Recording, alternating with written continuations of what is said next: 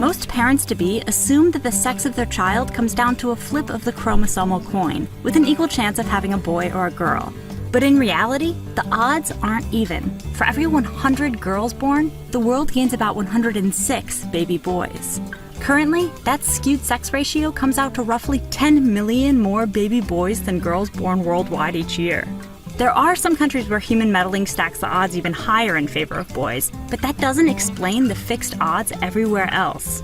The intrinsic boy-girl ratio is rigged by Mother Nature. In fact, it's even more rigged than birth rates show.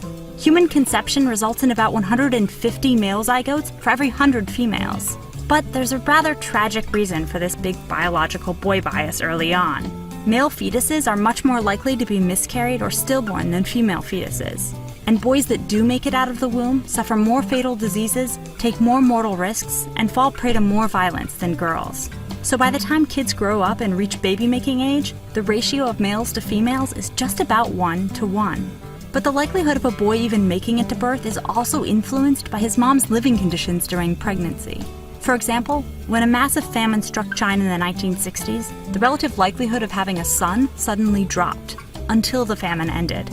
And male Americans born to billionaires seem to have higher than average odds of fathering sons. Somehow, female biology suppresses boy survival in the womb during tough times and boosts it when times are good. We've seen the same pattern in other mammals too. When resources are scarce, mothers give birth to fewer males than normal. When resources are plentiful, they bear more. The best explanation we have for this has to do with sex, the other kind. In biological terms, the whole goal of copulation is to reproduce, to pass down your genes to someone who will someday pass them on again.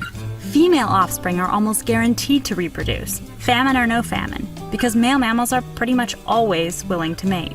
Males, on the other hand, have to compete for mating privileges.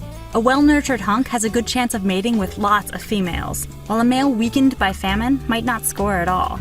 So male offspring are a bigger risk in general. At all stages, they're more likely to die, and even if they live, they might not reproduce.